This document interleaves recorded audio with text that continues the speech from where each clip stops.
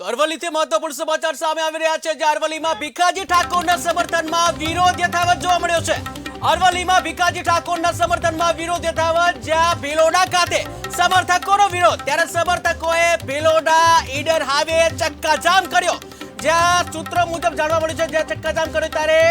સાથે સમર્થકોનો પણ વિરોધ છે, જ્યાં ભીખાજી ઠાકોરને ટિકિટ આપતા જે ઉગ્ર માંગ થઈ છે, જ્યાં ટિકિટ આપ્યા બાદ ટિકિટ પરત લેવાતા સમર્થકોમાં રોષ જોવા મળ્યો છે। તો મોટા સમાચાર અરવલ્લીથી સામે આવી રહ્યા છે, જ્યાં આજે પણ ભીખાજી ઠાકોરના સમર્થનમાં વિરોધ યથાવત જોવા મળ્યો છે। ભિલોડા ખાતે સમર્થકો જે છે તેઓ દ્વારા વિરોધ પ્રદર્શન યથાવત છે, જ્યાં સમર્થકોએ ભિલોડા ઈડર હાઈવે પર ચક્કાજામ કર્યો છે। ભારે સૂત્રોચ્ચાર પણ કર્યા છે,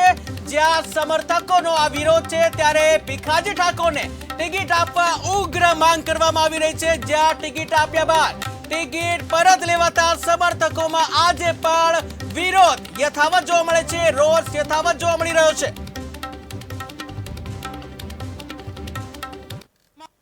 જે ચૂંટણી ચાલે છે તેમાં ભીખુજી ઠાકોરને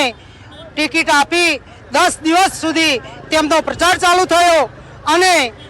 વચનથી ભીખાજીને ટિકિટ કાપી એક હયાતી ઉમેદવારને ટિકિટ આપવામાં અમારા તમામ સમાજો ભિલોડા તાલુકાના સખ્તમાં સખ્ત વિરોધ કરે છે અને ભારતીય જનતા પાર્ટી પ્રદેશ કાર્યકરના સાબરકાંઠા